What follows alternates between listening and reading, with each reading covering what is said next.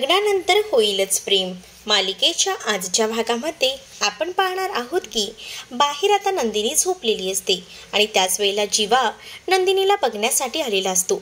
नंदिनीच्या हातात एक पुस्तक असतं, ते सुद्धा तो बाजूला ठेवतो आणि त्या झोपलेल्या नंदिनीकडनं बाजूला होत असतानाच चुकून त्याचं घड्याळ जे आहे ते तिच्या ओढणीच्या त्या धाग्यात अडकतं आणि त्याच वेळेला त्याला तो प्रसंग आठवतो की तिला असंच फिल्मी स्टाईलचं हे जे काही आहे ते खूप जास्त आवडायचं आणि तो फॅन्टसीचा प्रकार त्याला आवडल्याने आता तो त्याच गोष्टीचा विचार करतो.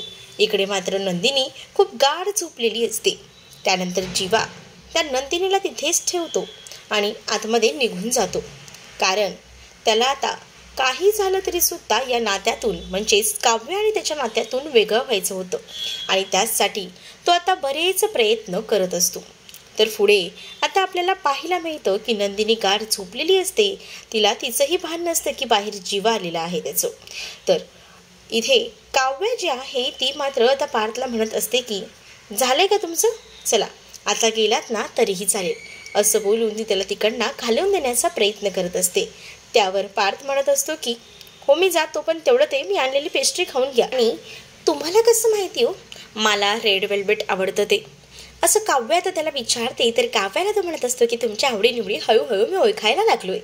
आणि असं बोलून आता त्यांच्यामध्ये संवाद परत एकदा वाढत चाललेला असतो. ती म्हणत असते की खायला काही नाही, पण आता मी अभ्यास करायला ना मी स्पेससुद्धा आणायला विसरली आहे. तेवढ्यातच केशामधला आता तो ते स्पेस काढून देतो आणि तिला जेव्हा तो देतो तेव्हा मात्र ती त्याच्याकडे एकटक पाहत राहते. तर आता मात्र तो तिला सांगू लागतो की या चष्म्याच्या नजरेतून तू माझं मन ओळखायचा प्रयत्न कर. त्यामुळे आता काव्या ही त्याच्याकडे पाहतच राहते, कारण काव्याला एकदम करेक्ट त्याने सांगितलेलं असतं. त्यामुळे आता काव्या पार्थच्या बोलण्याचा विचार करते. तर त्यानंतर पार्थच्या हातात ना तो चष्मा काढून घेत ती आता म्हणत असते की थँक्यू, तुम्ही माझ्यासाठी एवढं केलं म्हणून. आणि त्यानंतर पार्थ म्हणत असतो की पुन्हा काही लागलं तर मला नक्कीच सांगा, मी तुमच्यासाठी कधीही हजर राहीन आणि लवकरच आपल्या घरीसुद्धा या, असं देखील आता तो तिला म्हणत असतो. तर काव्य सांगत असते की चालेल, आता गेलात ना तरी चालेल, कारण जास्त वेळ इथे थांबू नका, कारण पुन्हा सगळं काही वाढत जात आहे ना, पाहुणचार करायला थोडा वेळ थांबलोच असतो, असं आता तो मुद्दामून तिची छेड काढत म्हणत असतो. परंतु काव्य त्याला म्हणत असते की त्याची काहीच गरज नाही आहे, आता चाल पडा. आणि त्यानंतर ती त्याला तिकडनं जायलाच सांगते. तिने सांगितले जायला म्हटल्यावर तो देखील आता बॅग घेऊन लगेचच तिकडनं जायला निघत असतो. तर काव्याला मात्र आता पार्थ आलेला आहे आणि पार्थ आणि आपल्यामध्ये हे वेगळंच नातं तयार होत चाललेलं आहे हे सुद्धा तिला कुठेतरी जाणवत असतं. तर पार्थ गेल्यानंतर आता काव्या पार्थचाच विचार करत असते, कारण अनिशाने सुद्धा तिला आता सांगितलेलं आहे की तू या सगळ्यामध्ये जास्त गुरफटत बसू नको. जर तुला बाहेर निघायचं असेल तर तुला स्वतःला या सगळ्यातून मूव्ह ऑन व्हायला लागेल. आणि अगदीच ती त्या गोष्टीचा विचार करत असते. आणि त्या दिवशी म्हणजेच अनिशाने जे काही रसगुल्ले आणलेले असतात ते तर तिने खाल्लेले नसतात, परंतु आता जी पार्थने तिच्यासाठी खास पेस्ट्री आणलेली असते रेड वेल्वेटची, ती खायला ती आता सुरुवात करते. कारण तिला कुठेतरी जाणवत असतं की आपल्यासाठी कोणीतरी काहीतरी आणलेलं आहे, मग आपण ते खायलाच हवं. आणि हळूच ती तो घास एक खाते. तर दुसऱ्या दिवशी सकाळी आता इकडे मात्र पार्थ हा एकदम हवेतच असतो, कारण रात्री जाऊन जो भेटून आलेला असतो त्यामुळे त्याला आता एकदमच भारी भारी वाटत असतं. तर इकडे मात्र मालिनी म्हणत असते की काय रे, तिच्यासाठी तू रेड वेल्वेटचा केक वगैरे जे काही घेऊन गेला ते तिला आवडले का? पार्थ म्हणतो मग आवडलंय ना मॅडम ना, मी सरप्राईज दिलेलं बघूनच त्या शॉक झाल्या. तर हे काय रे, ते डिलिव्हरी बॉय वगैरे बनवून गेला होतास, काय गरज होती हे सगळं करायची, कामाकडे लक्ष द्या. आणि असं सगळं जेव्हा आता मालिनी बोलते तेव्हा मात्र मुद्दामून पार्थ मालिनीला चिडवतो आणि म्हणत असतो की काय गं बाई, तुझ्या वेळेला तुझ्यासाठी बाबा असेच यायचे ना, मला माहिती आहे, आणि आता तू मला सांगतेस.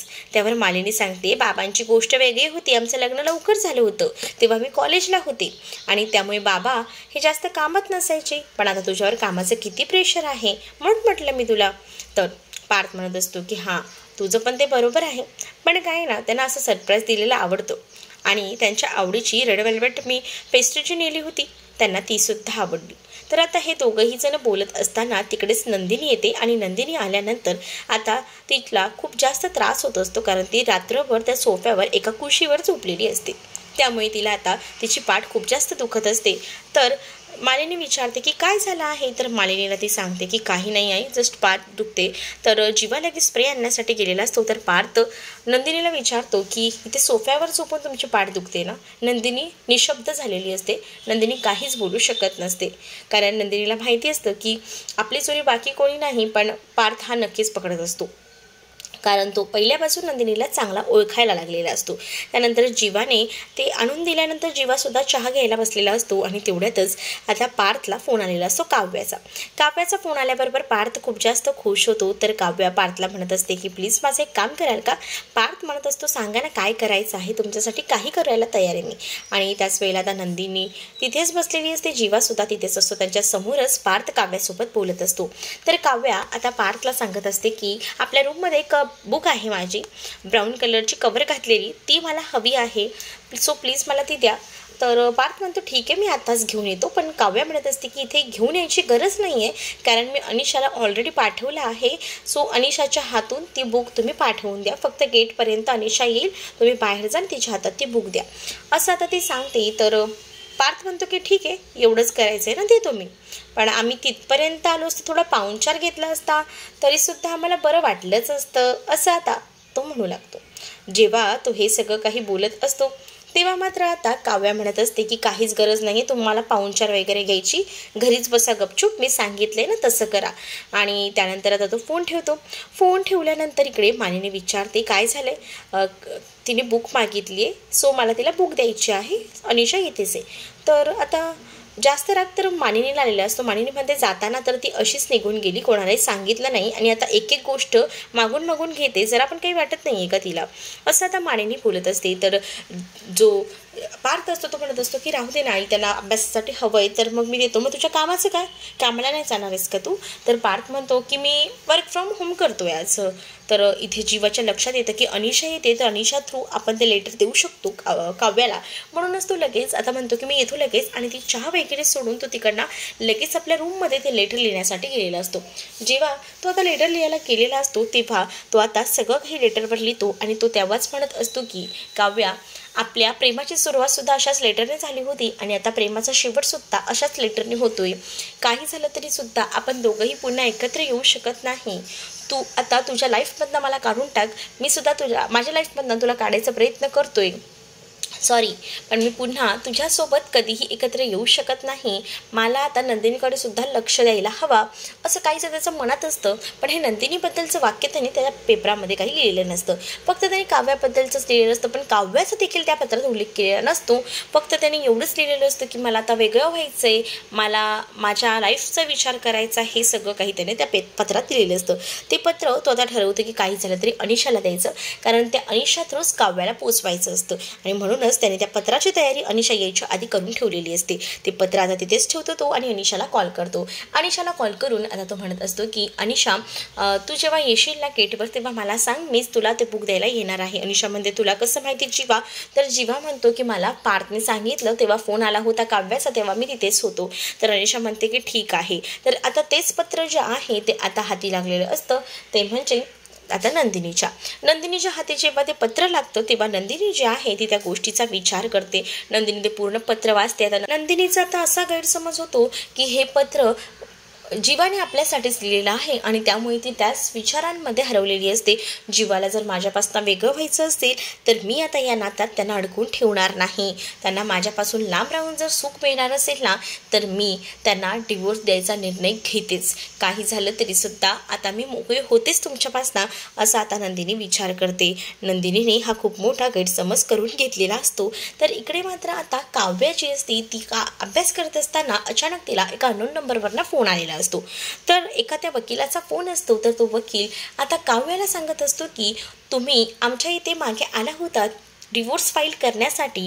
काय आहे ना, त्या वकिलांची थोडी बदली झाली आणि त्यांच्या जागी मी आलेलो आहे. सो मला तुम्ही सांगू शकता का नेमकं कशा बाबतीत तुम्हाला हा डिवोर्स घ्यायचा आहे. तर तुमची फाईल तर आहेच माझ्या हातात, मग कोणती केस टाकायची तुमच्या नवऱ्यावर. ते सांगा मला. डोमेस्टिक व्हायलन्स या अजून काही का तुम्हाला नवरा छळतोय का, काय झालं आहे ते सांगा मला. तर हे सगळं जेव्हा आता ते वकील म्हणतात तेव्हा मात्र काव्याला राग येतो. काव्या म्हणते की तुम्ही फाईल माझी नीट वाचली का, माझ्या नवऱ्यामध्ये अशा कोणत्याही चुका नाही आहेत, माझ्या नवऱ्याकडनं मला कोणताही त्रास नाही आहे, फक्त मला माझ्या नवऱ्याकडनं वेगळं व्हायचं होतं, बस त्याचसाठी मी तिथे आले होते. तर एवढं सगळं रागात जेव्हा काव्या बोलते तेव्हा ते वकील म्हणतात तुम्ही तुमच्या नवऱ्याची इतकी बाजू घेऊन बोलताय, तुमच्या नवऱ्याचं कॅरेक्टर इतकं चांगलं आहे असं दाखवताय, याचा अर्थ तुम्ही तुमच्या नवऱ्याच्या प्रेमात पडलेला आहात. म्हणजे तुम्हाला आता वेगळं व्हायचं नसेल ना, कॅन्सल केला असेल ना तुम्ही डिवोर्स घ्यायचा निर्णय. तर काव्या म्हणते की हो केला आहे मी कॅन्सल, मला सध्या तरी कोणतीही फाईल करायची नाही आहे डिवोर्सची, असं ती लगेच त्या वकिलाला सांगते आणि लगेच त्या वकिलाचा फोन ठेवते. वकिलाला जेव्हा काव्या हे सगळं सांगते तेव्हा काव्याने अगदी मनापासून हा निर्णय घेतलेला असतो, कारण काव्याला आता काही झालं तरी सुद्धा पार्थच तिचा आधार वाटत असतो. त्यामुळे आता काव्याने त्या वकिलाला सरळ सांगितलेलं असतं की मला कोणताही डिवोर्स घ्यायचा नाही आहे. त्यामुळे वकिलाने सुद्धा तिला सांगितलेलं असतं की ही चांगलीच गोष्ट आहे, तुम्ही तुमच्या नवऱ्यासोबत खुश राहा. तर हे सगळं तर झालेलंच असतं. तर पुढे आपल्याला पाहायला मिळतं इथे गुरुजी आलेले असतात आणि गुरुजींना नंदिनी भेटते. नंदिनी गुरुजींना विचारत असते. तर गुरुजींनी आता नंदिनीला सांगितलेलं असतं की तू जो काही निर्णय घेतला आहेस वेगळं व्हायचा, तो आता वेगळं व्हायचा निर्णय योग्य आहे आणि त्याचसोबत एकदाच त्याला मोकळं कर म्हणजे तो त्याच्या मार्गाला लागेल, असं देखील त्या गुरुजींनी नंदिनीला सांगितलेलं असतं. म्हणून गुरुजींच्या बोलण्याचा आता इकडे नंदिनी विचार करत असते.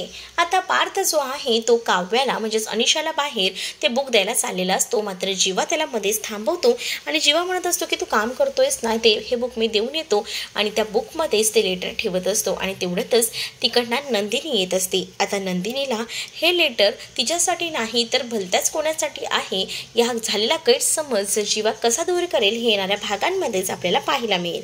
तुम्ही जर आपल्या चॅनलवर नवीन असाल तर चॅनलला नक्कीच सबस्क्राईब करा. चला तर मग भेटूया पुढच्या भागामध्ये. तोपर्यंत टाटा बाय.